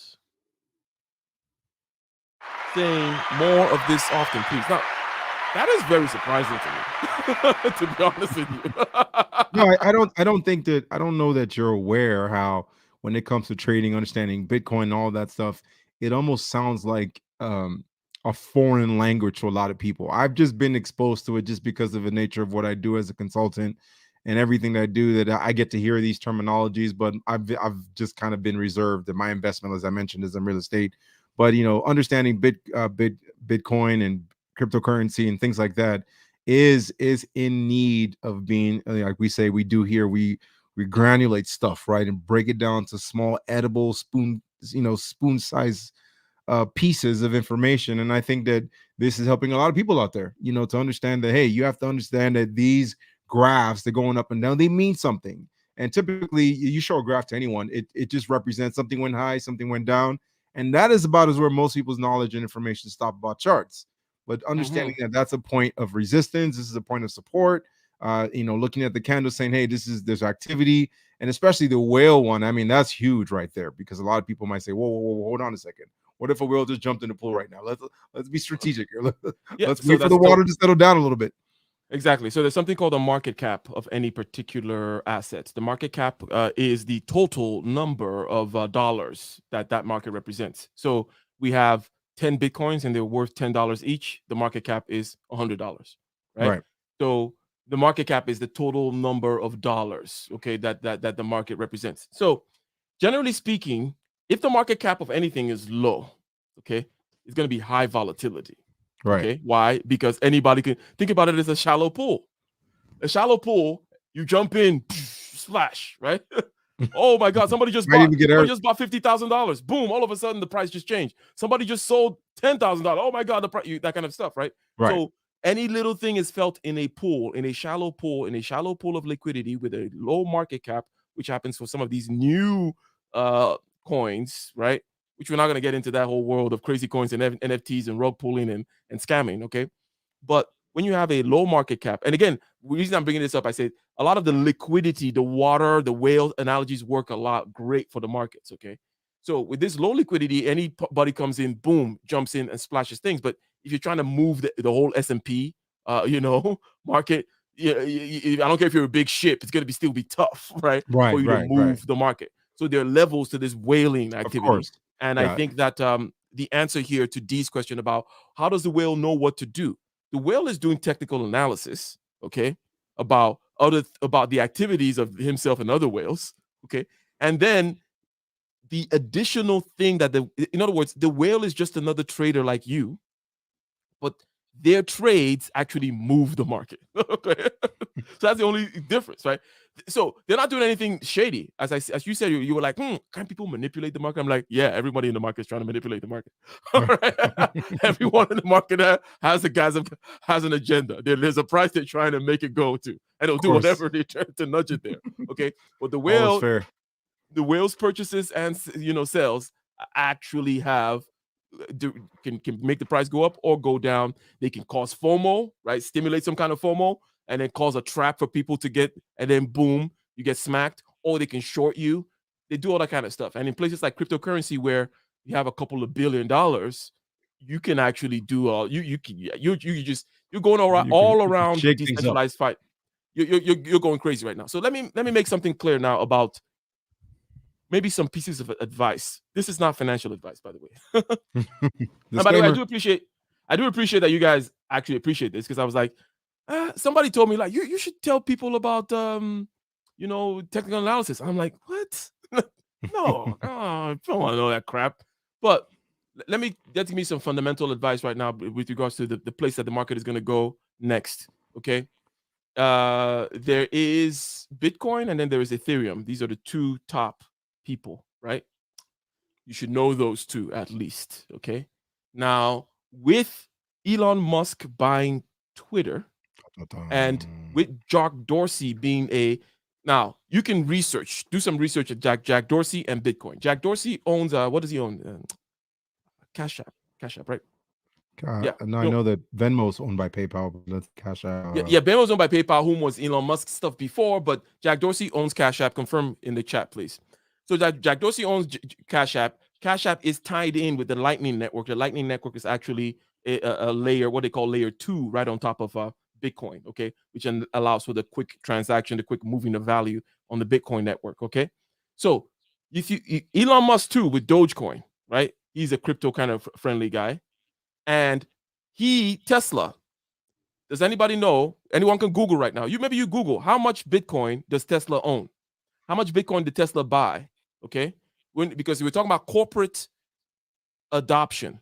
Okay. This is a fundamental, we're talking about fundamental analysis now. Where is the value? Where are things going? Is the technology going to be such that there is actually going to be some good price action if I invest in such and such an asset today? $2 billion. So $2 billion Tesla in bought Bitcoin. $2 billion of worth of Bitcoin and just kept it in its vault, right? Will it do the same? Will Twitter now do the same thing now that it belongs to Elon Musk, right? Is a question. Okay. It's an interesting question because he can't, right? He's got a big company with which he can move liquidity and get funds and do all kinds. When you have a company, you can do all kinds of things, right? Right. And he can put in the cash in the balance sheets of Twitter some more Bitcoin, which is good for Bitcoin because this represents more corporate adoption. Right. And also doing things to fundamentally integrate Twitter with the blockchain, for example, which is on a technology layer. In other words, there's a technology layer fundamental value in the fundamental analysis world, technology layer fundamental value to this creating of digital property, which the blockchain represents. Okay. And beyond that, we have these little moves right now. This is fundamental. This is not price action. We're not looking at any charts. We're talking about somebody bought Twitter. He owns Tesla. He bought this before. Jack Dorsey, blah, blah, blah. So this is rumor level type stuff. But whenever you have these rumors, here's what you always got to know. People knew this before, like you did, and whales, right? Whales always tend to know stuff before you do. Yeah, they've done their homework. Exactly. So a lot of times, there's a term which they call this has already been priced into the market, meaning whatever information you have right now, it's already in the price. Like it's not you're not getting any advantage by. In other words, if Bitcoin is gonna get buoyed, right? Kind of lifted, okay, right, by the Twitter purchase, okay. That is already in the price of Bitcoin right now, right? Like because people already kind of knew already. That is the idea. In other words, you're never quite sure what's already in. This goes to the point of buying the rumor and selling the news earlier. Obviously, when your taxi driver starts telling you the tip, that's old news, right? But the point is, there's a point of knowing what's already priced into the market, right? Like, hey, Elon Musk bought this thing, so it may rise. Therefore, even if it doesn't rise fundamentally, but it will rise because people are going to buy it. That may have already happened. It may have already happened. People may have already bought it, especially the volume that matters, because the volume that matters tends to be the volume of the whales, as we called earlier. So whales can cause a lot of the liquidity and stuff to happen. Now, why is there a lot of volatility in cryptocurrency? Is because relative to, let's say, the budget of the United States, right, or the GDP of the United States, cryptocurrency has a low volume, so you can get a lot of volatility, a lot of waves. Things can push, but that's what you want. That's how people make a lot of money. Okay, volatility doesn't just mean a lot of ups; it also means a lot of downs. And by the way, if you don't have these downs, where are you going to get the opportunity to buy low? Exactly. Right? Exactly. You'll never buy low if these things don't drop every now and again. And remember, in the chart, which will end at, but which I was showing earlier, I was showing some basic things about dollar cost averaging, and then going in when there's a local dip in your whole dollar cost average scheme, and going further there. But let's continue here. We're looking at the wicks with this gentleman, candle wicks. Okay. the last thing he was saying is this, okay? If there's a candle with no body, that means there was not a lot of trading activity, not a lot of going on there. But if there's a candle with just all body, that means there was a whole lot. The wick, okay? If there's a wick going down at the bottom of a candle, that means that people were trying to push down. Okay, if there's a really long wick on the bottom of a candle, meaning people were really trying to push down, but the price, but there was resistance. Okay, to that. It back up. If there's on the other end, it's like people are trying to push up the price, or the sellers are trying to sell more, but there's a resistance. Okay, so you can kind of look at it sometimes to understand. Now, it's, as I said, I just sat down or sometimes I just sit down, I just watch these candles, and for something like some more of the more volatile cryptocurrencies, stuff is actually going on, right? So you can actually like see like, oh crap, look at that, it's crazy, but interesting. Candle suggests that traders are itching to take profits, which could be foreshadowing a shakeout. However, it's only when you factor in trading volume that you can really start making price predictions with candlestick charts. Factoring in trading volume is critical for good technical analysis. Each volume bar you see at the bottom of a trading window shows you the amount of an asset that was traded during the time frame you've set. As a general rule of thumb, you want to be trading on a market with lots of volume. Low volume tends to lead to price volatility, meaning that price could suddenly spike up or down. Pro tip: volume is the first thing you should look at when you're considering buying some hot altcoin on a shady cryptocurrency exchange. Some lesser-known exchanges will even set longer... I didn't even know he was going to say that, but look at volume. You see something with low volume, that means anybody can jump in and suck it up at any time, right? Mm-hmm. That's a scam waiting to happen. Default trading time periods to hide low liquidity. And these things are public knowledge. In other words, you can go to and you can look at the market cap of any asset. Look at the market cap. You can look at the daily volume. You can look at the churn. You want to look at the churn. There are many things you're looking at: overall volume, overall turnover, and certain other kinds of things that give you a description of what's going on. As economists talk about, there is something called velocity of money, and then there's the quantity of money. These two things, hand in hand, give you a description of the energy that's happening economy-wise, if you will. Price action. Make sure that you still see a high amount of trading volume with shorter timeframes before throwing your money into the void. Volume is used by many traders to confirm a price trend. For example, imagine you see the price of your favorite altcoin steadily dropping. Most of the candlesticks in the last few hours or days have been red, and it's not getting any better. Without looking at the volume, you might think this means you're headed for some hurt. But when you check the volume and you see that as price continues to drop, trading volume is also dropping. This means that the downtrend you see is not very strong, despite what the price action might have you believe. The bulls... Okay. So, and all these charts, by the way, public knowledge, right? You can get an overlay. By the way, the charts I was talking about on different screens, obviously, you have the price chart and the volume chart. You have it all color coded and everything. So it's great over here in Nerdville. But you can look to see, hey, does the volume being traded reflect, or is there any weight to this particular price action, right? Or is this just some kind of little things going on here, minor trades going on, but mainly people are holding still, right? So in addition to looking at patterns in price, there's also you're looking at patterns in volume as well to help give you. And again, it's because we're still at just the level of thinking about the marketplace. You're thinking about people buying and people selling.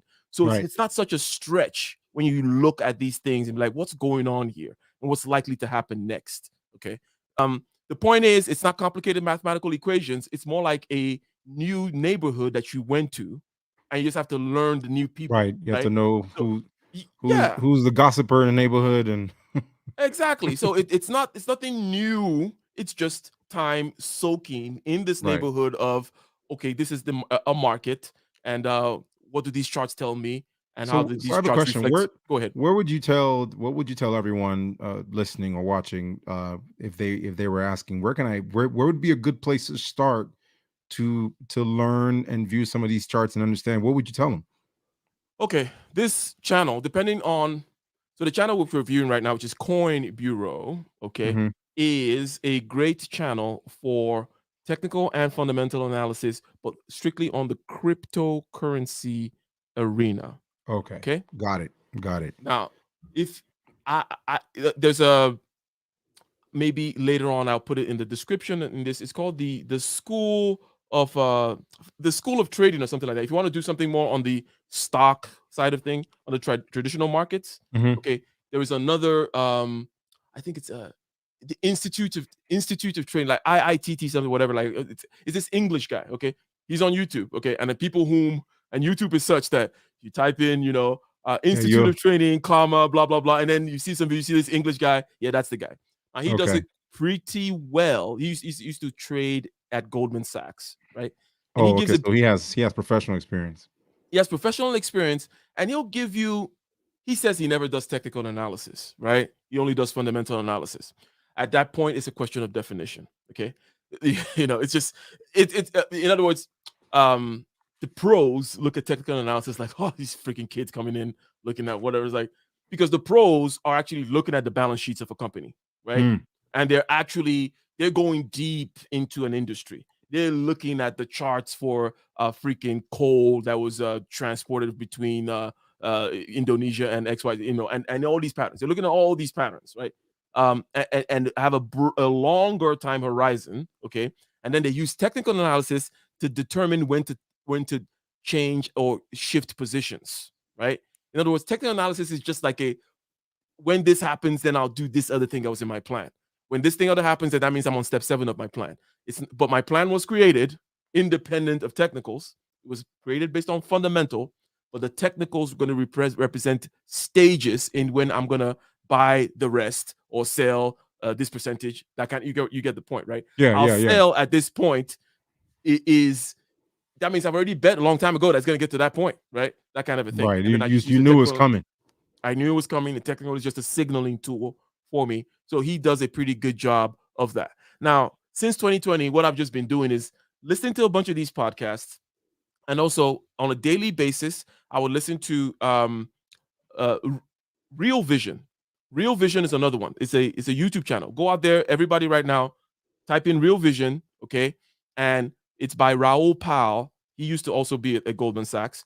Subscribe to that channel, okay? Everybody should be listening to the daily briefings on Real Vision every day. I don't care if you're going to invest today, tomorrow, or even if not for 10 years. It's one of those things that just kind of keeps you in touch with information that's out there in the market, okay? And you're going to hear the same kinds of things like you've heard in the news. You're going to hear about, China and Ukraine and this, that, and the other. But it's going to be from a pricing and a marketing standpoint, right? You're going to hear about inflation, all these things, but it's going to be from a marketing standpoint. So it's just a way that you just kind of soak yourself in the information, and all of a sudden you start thinking like them, right? Is what I would say. And then ultimately get a fintech app like Robinhood. Find something that you think, based on some analysis, now that this is generally a market low, and knowing that the market could go lower, but maybe not so drastically lower, because we know if it goes super drastically lower, then we all have bigger problems to worry about, right? That kind of thing. So we don't want that.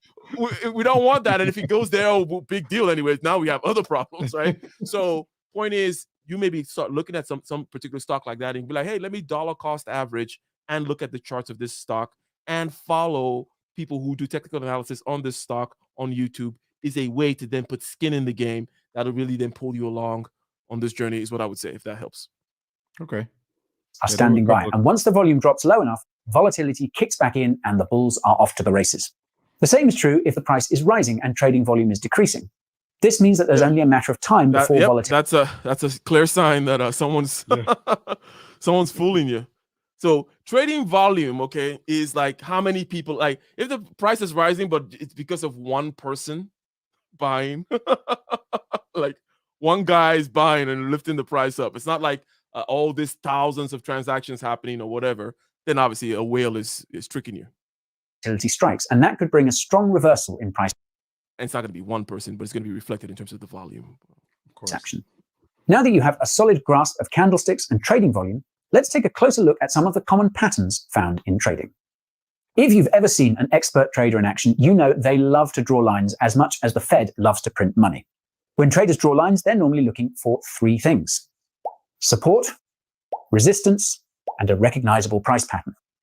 Support refers to the lower limit of where the price of an asset could go, and resistance refers to the upper limit of where the price of an asset could go. So notice, and you will notice this in most people's charts, there's always a local band. All right, there's a top and a bottom. Right. And that's where you typically, and it's always like local, right? Because a couple of weeks before, maybe the price was out of that band, right? The price was somewhere lower, somewhere higher, right? But locally is where we're talking about, okay, Where is this support? Where's this resistance? When am I going to flip resistance to support? And all these other kinds of things. So let's continue. Many ways to assess where the support and resistant prices could be. The simplest method is to look at the lowest and highest prices hit during a given time period. If you draw a resistance, it's almost like it's so common sense, right? Hey, common sense is not that common. Okay. Line across the tops and a support line across the bottoms, it will give you a sense of how much volatility the market could experience going forward, which direction the price is likely moving, and even when to sell and when to buy. More often than not, drawing these support and resistant lines reveals a recognizable price pattern. There are dozens of price.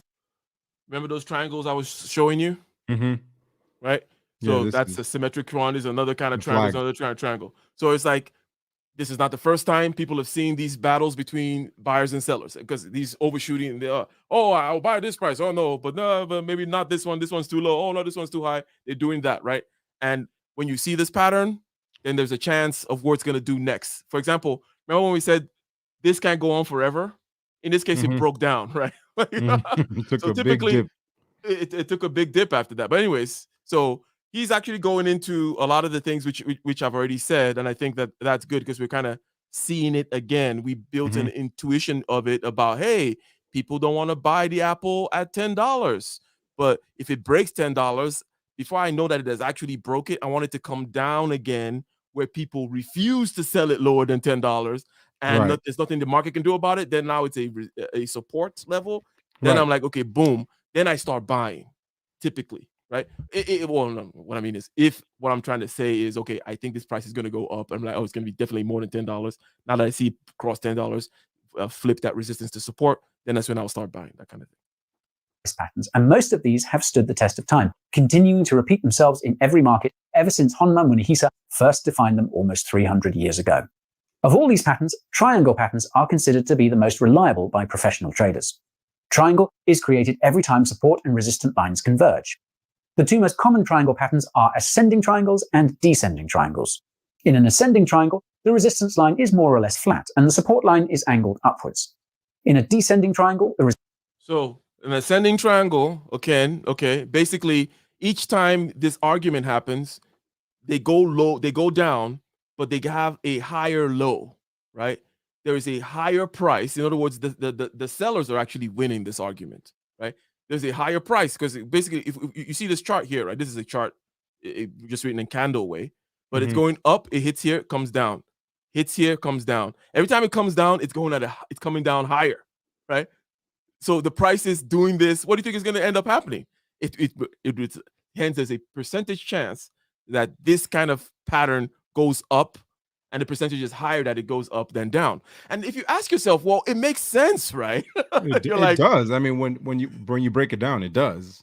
But at first glance, there's a mental lock to, okay, what's going on here, right?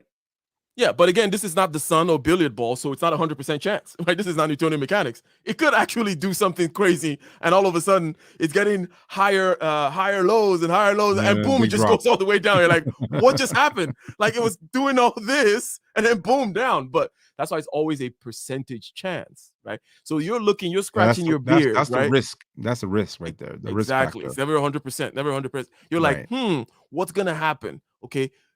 If you're looking at, oh, there's going to be a big up here, you want to be accumulating right here. You want to be like, I'm going to buy. It's going to go up. It's going to drop again. I'm going to buy again. It's going to go up. It's going to drop again. I'm going to buy again. And then boom, it goes up. And then, that it worked out for me this time, right? The prediction worked out for me this time. But the reason why the prediction works out is almost common sense, because you're like, well, it's because every time the sellers are able to sell at a higher price. It keeps on going, and then this can't go on forever and just go into some kind of singularity. It has to break up one way. Anyways, let's continue. The resistance line is more or less flat, and the support line is angled upwards. In a descending triangle, the resistance line is angled downwards, and the support line is flat. Why the hell are these triangles so important? Well, when the current price reaches the edge of an ascending triangle, price tends to spike upwards, and when it reaches the edge of a descending triangle, the price tends to drop. Oddly enough, you can... Okay, ladies and gentlemen, we have reached a particular point in the conversation, but I hope, what I promised to deliver is being delivered, which is basically to say, look, I'm going to show you technical analysis. This thing that says, hey, I'm going to tell you when the price is low and when it is high, so you can buy low and sell high. so that you can understand the ebbs and flows, warps and whoops of the market. But I'm not gonna hit you with a whole bunch of patterns, tell you a whole bunch of crap like the Fibonacci sequence, and write equations for you. I'm gonna tell you about people buying and people selling. I'm gonna tell you about resistance flipping to support. I'm gonna tell you about these kinds of patterns that you can even look visually. And the funny thing about some of these patterns is like visually, you're like, it's gotta have to go somewhere. Like for example, the triangle one, you're like, even if somebody doesn't know anything about markets, okay, at some you call point some margin, like where's this going? You're like, Yeah. I think it's gonna go this way. All right. So that's basically it. But then also there is a story that the market is telling. So being able to overlay the story, like, okay, people are buying, right? China just deregulated or legalized or banned crypto this week. Hence, people are doing blah, blah, blah. Plus, you also have these other patterns to look at. And then you see stuff happen. You're not overlaying fundamental analysis with technical analysis and news, such as, oh, Elon Musk is buying this, that, and the other.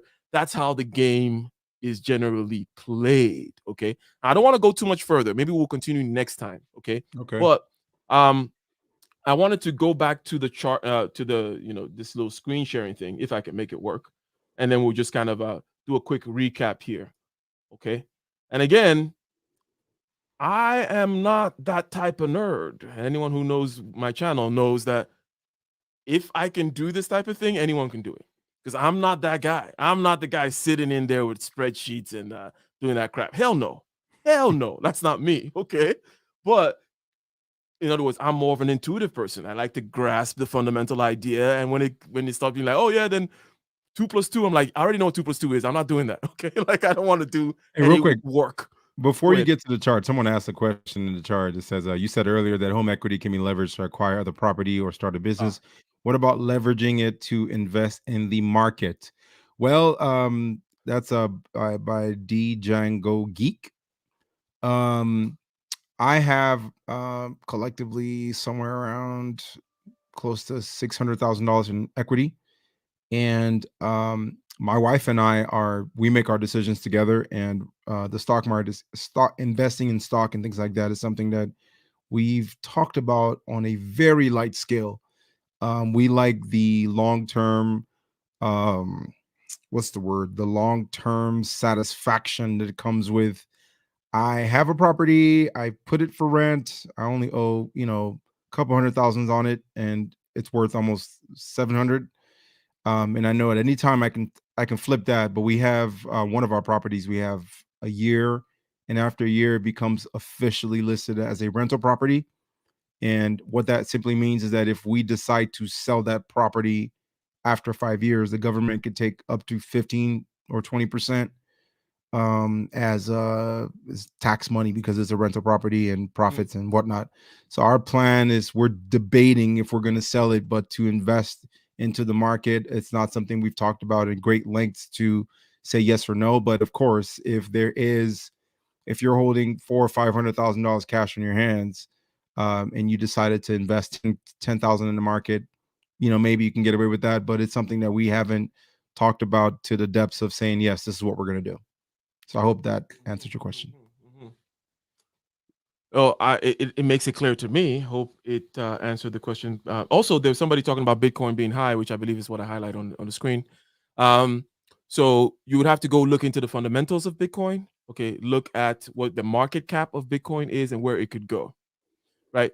In other words, if something is starting right now, in other words, like if I'm coming into a $10 billion industry and I'm just only worth $100,000 right now, but I have a lot of fundamentals behind me, well, then I have lots of, for example, I could displace the whole industry and be the $10 billion guy, right? So that's my upside, right? So you look at the market cap of something and you're looking at a market cap that it can possibly grow into, right? So if Bitcoin matches the market cap of gold, okay, in other words, that because they're in the same industry, okay, Bitcoin and gold are trying to do the same job. Gold, if you remember our story of money, gold did that thing where it says this is a property created in stars. You can't fake it, right? You can only make it in stars. When because of the high pressure and temperature, blah blah, compressing, taking all the helium and making heavier metals, okay, you can only make it in stars. It has this property, okay, and this is how we're going to keep value. Now Bitcoin says for the first time ever, I can create property, meaning a unique entity that cannot be duplicated in digital space. Okay, cool. You don't have to know the mathematical magic by which that happens, okay? But it happened. It happened in the real world. And people are like, oh my God, it happened. Satoshi Nakamoto, oh my God, it's here. It actually is here. So it actually is a big technological breakthrough. That's why it's not going anywhere, by the way. Okay? Right. So the blockchain is not going anywhere. In other words, it was actually a huge technological invention, one of perhaps the most important ones of our time. So it's not just some kind of weird little app or idea. No, it's digital property. Somebody made it possible for us now to say that something exists in virtual space and it is one of a kind, and I can identify it, and I can't just kind of duplicate it. Just like with gold, for example, I can't duplicate gold. So basically, that conservation of mass, conservation laws, which physics gives us. Physics wrote a nice little program for us, right? So that we have the laws, right? But how do we duplicate that program in a computer box was basically what Satoshi did. And anyways, wait, I want to Go answer ahead. one last question. He says, what if you stop renting for a number of years? Does it reverse? Here's one thing, for those curious about real estate. If we decided to send the tenant out of the property, the bank looks at it as before you can even rent the property. The banks look at your overall income, and your income has to show that you can pay that rent out of your income and our mortgage for everything, basically. So say the rent, say that the mortgage of the property is $5,000 and you're renting it out for $7,000, and the bank, before you could even get to where you're renting properties, you have to make enough money to pay that 5,000 out of pocket, whether or not you have someone living in there. So then, now, of course, if we are not renting that property and do we get the reverse? Before I think that far, I don't think I want to take the mortgage where I'm not living there. I would rather sell it and run with the money, because right now, like I said, we're closing in close to $500,000 in equity on just that one property. So if it's ever coming close to that, we're going to sell it. And I can tell you this, since 2016, when we decided to move out of that property, I've gotten at least one random real estate person call me every week. So, hey, you've got this great property. I can help you sell it. I'm like, get lost. I don't have problems selling it. I'm renting it. But the key thing is we're cashing out on the fact that our equity has gone up. He's been paying the mortgage, him and his family, on our behalf for the last 4 years. So we're getting close to just saying, hey, do we just take the money and run, put it in our current property, reinvest in other property? We're looking at a couple of properties in Texas and in Las Vegas. So we're trying to make a decision. We're thinking about just selling it, moving that equity over to the house that we're in right now. That way we have no mortgage, in a sense, and capitalize on the equity we have here. But a lot of decisions to make. But ultimately, I don't know that I want to absorb that mortgage when no one's living there, for trying to experiment what's coming in the future. That's just a no-no for us, at least. Yeah. So basically, my rules I never borrow for gambling.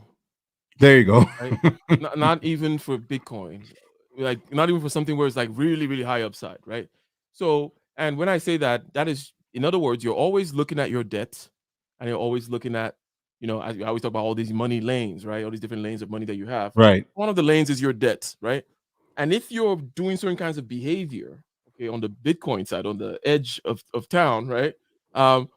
That is causing you not to manage your debts in a particular in the optimum manner, then you're doing something wrong, Yeah, because that's then risky. you're borrowing money to bet. And it's typically because if you look at the interest rates and the kinds of holes that the debt can get you in, okay, then it's typically a risky thing to do. Now, obviously, if you're talking about business debt, right? So if we go into so I'm talking about, that was Ike personal. But now if you talk about Prometheus Engineering Incorporated and business debt, that's a totally different thing, because especially in a service industry like I'm in, I have invoices that are 90 days out, right? That I'm not getting money on, but I have to pay employees right now, right? Right. So there's always mad thousands of dollars out there, in front of you, that that you have to, and you have a monthly nut and all those other kinds of things. But business debt is a different thing. But for private gambling, I don't believe in borrowing to gamble, right? Right. There you go. So keep your powder dry, have some cash in hand, and when these opportunities happen, here we go. Now we're going to go ahead and do a very quick thing here. We talked about DCA, which is dollar cost averaging. Dollar cost averaging is, hey, I have a fundamental belief in some asset. Maybe it's the S&P 500, maybe some kind of index, or whatever it may be. Maybe it's real estate. Maybe it's a REIT, okay, real estate investment trust, whereby you're not necessarily buying a property, but you're buying paper. It's just like stock that's quote unquote tied to a property. Nothing is ever tied to anything in the financial world. It's all just paper. It's like paper tied to another paper, bundled and sold to another paper, and then resold. I wouldn't be surprised if somebody sells something and then it gets bundled, and then they end up buying it again through another bundle. You know what I mean? It's like, we'll create this financial instrument, sell it to this person. They bundle it up with some insurance and subprime mortgage stuff. They sell it to somebody else, and then I buy it back as a security of some kind of crap. But anyways, dollar cost averaging is saying, hey, I'm going to take $10 a week and I'm going to buy Ethereum. Why? Because I know that Ethereum will rise. Ethereum has a higher upside than Bitcoin. Ethereum is on the decentralized financial side of things. Think of smart contracts, okay, and decentralized finance. Ethereum is an actual technology that's being, Ethereum is another blockchain, okay? So you have Bitcoin, which is gold. It created gold blockchain. Ethereum is creating something else called decentralized finance, which is smart contracts and the ways of think of it as like the transportation industry, and it's more like an internet. Ethereum is more like the internet of finance, okay, but still based on blockchain technology, right? So an Ethereum right now is about $3,000, okay, and I think Ethereum could get to $10,000 easily, but I'm not so sure that Bitcoin could get to $120,000. So basically, what am I saying? I'm saying Ethereum could triple in value, but I don't think that Bitcoin could triple. Okay. Again, how do I say that? Because I'm looking at the market cap, right? I'm looking at, hey, right. What is the story by which Bitcoin could triple? That's the question that somebody was asking. How deep is the pool, right? How deep is the pool? I'm like, okay, if Bitcoin completely replaces gold, which I would see as that's big success for Bitcoin, right? Bitcoin has the same market cap as gold. That's what I'm comparing with. I'm saying how much more can Bitcoin go? That's what I'm comparing. I don't think it has 3 times to go, but Ethereum can triple X, right? Easily. So you say I'm going to take $10 every week. I'm going to buy Ethereum. So this dollar cost averaging, right? So sometimes you buy Ethereum at a high price. Sometimes you buy Ethereum at a low price. A high price, low price, but you have an average price, right? That you're getting Ethereum for, and then boom, here comes a sharp dip. Okay. For some reason, like recently, like right now, okay, because Ethereum was like, I think approaching like, I forget what its highs were, somewhere around 6,000, I believe. But now it's at 3, okay? So right now, if you're a dollar cost averaging, which I am, so what did I do recently? Ever since that Ethereum has been knocking down, and it's been doing this knock several times, right? Knocking down on this like $3,000 level, okay? Knocking down there, and each time I've just been buying more. Okay, my dollar cost average, my weekly purchase is still happening, but I'm just like taking every raw extra scrap of cash that I have and I'm dumping into Ethereum because I have that fundamental belief. And in your dollar cost averaging thing, is all about keeping your average cost of Ethereum down.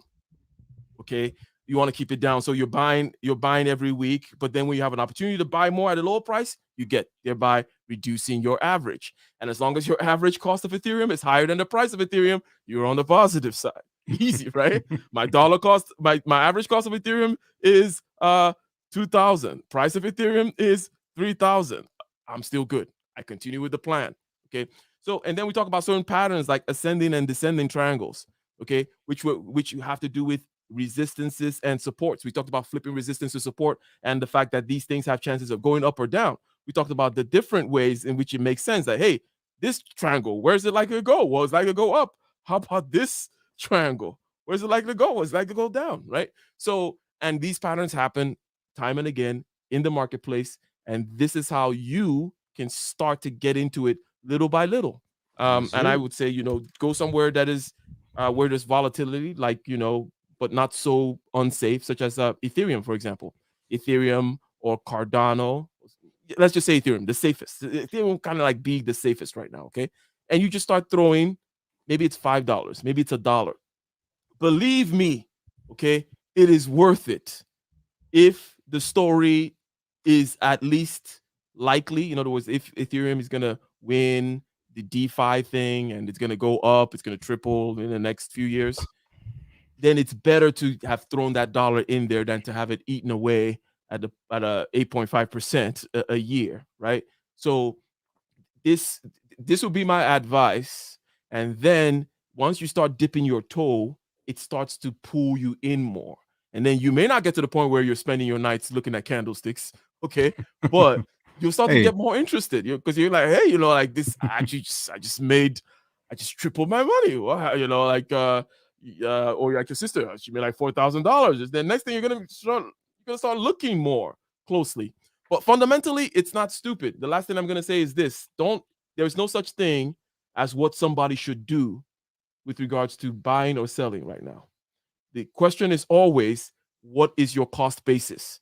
Right. Always. What is your cost basis? If my average cost of Bitcoin right now is way lower than the price of Bitcoin because I started accumulating Bitcoin, I took advantage of dips and all these kinds of things. So what I should do with my Bitcoin is completely different from somebody who is actually just coming into the market right now, or somebody who bought Bitcoin at $60,000. Someone who bought Bitcoin at $60,000 is kind of screwed right now. Their average cost is higher than the price. Way higher.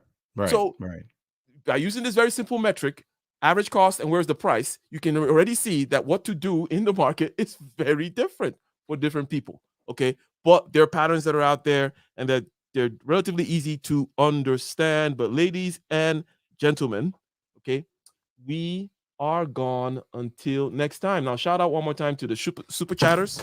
Oops. Yes, sir. Shout out to the super chatters, D and A Hill, Mr. Anthony, Sicklid. Very, very much appreciated. You guys are very generous and quite active in this. So, given the feedback, I will be having some more. We will be talking some more about these types of market action, but from an intuitive standpoint, from a standpoint of like, how do I actually grab it? How can I draw it? How can I visually see it? How do I see these symmetries? Because there's so many patterns. Okay, we're just getting started. Okay, there's so many patterns that when you start getting into the Fibonacci sequence patterns, that's when things are not so linear anymore. You're not looking at like some kind of broad, crazy fractal stuff, or people take it away like, oh, they take away the time scale, they put it into logarithmic scale, and now the chart looks different, but then they can see a different kind of pattern because depending on how you draw a chart, right, you can see different kinds of patterns depending on how you scale the axes. So if your typical Cartesian coordinate, 1 unit, 1 unit, 1 unit, 1 unit is 1 unit, right? It's just kind of going like that. But there's some where it's like this is 1, but then 2 is this big, and then the scale is different. That's like a logarithmic, for example. So when you plot something on a scale that is stretched or a scale that's kind of warped, you can see other types of patterns, and that's why those things exist. Okay. Basically, a logarithm, a exponential curve. We all know how that goes, right? Right. But when you plot when you plot an exponential curve on a logarithmic line, it actually becomes a straight line. Intuitively, you can kind of see, okay, this it was the scale, the axes that you changed, hence the line became straight. And it's just easier for us to deal with straight lines sometimes. That's why we use logarithmic scales. But anyways, now I'm going somewhere else, and somebody just dropped another super chat. Ladies, shout out to that's DJ Django Geek. And speaking of which, I think maybe one of these days we need to talk about real estate because there's lots of next week. Let's do it next week because I think that a lot of these things that we're saying with regards to the market. Because last week we told the story of money. Okay, we said, hey, this is how money came to be. This is how currency comes to be, and then this is how fiat currency comes to be. Okay, and then today we're talking about some more market type stuff in technical analysis. If we look at real estate next time, there's some other things within technical analysis of markets that also come to play. Even though real estate is more of a different question and more has to do with federal funding and interest rates, and more of a fundamental analysis than more technical analysis. But I think that we can do that kind of comparison as well. Look at charts, look at predictions where people are saying things are going, and in different markets and so on and so forth, right? And just like I just said, there's no such a thing as what should any one person do. Same thing in real estate. Like every market is different. Okay? Totally. My neck of the woods, it's a completely, it's a rising market, and when I came in, it was different. So you're absolutely right about that. All right. Well, thank you very much, Aitoa. Until next time. Yes, sir. Peace out. All right. Peace.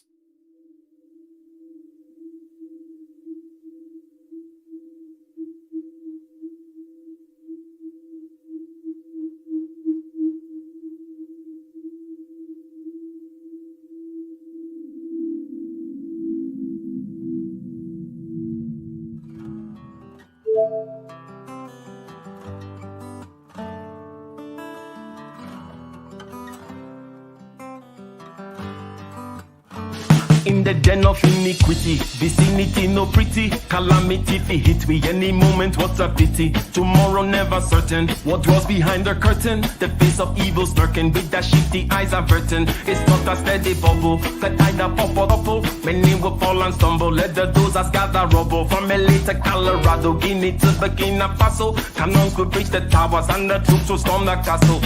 I say, run, run, come, make we get it. Because the peace that is bestowed upon the meek is overrated. So run, run, come, make me get it. Calling all your daughters and your sons, we come forget it.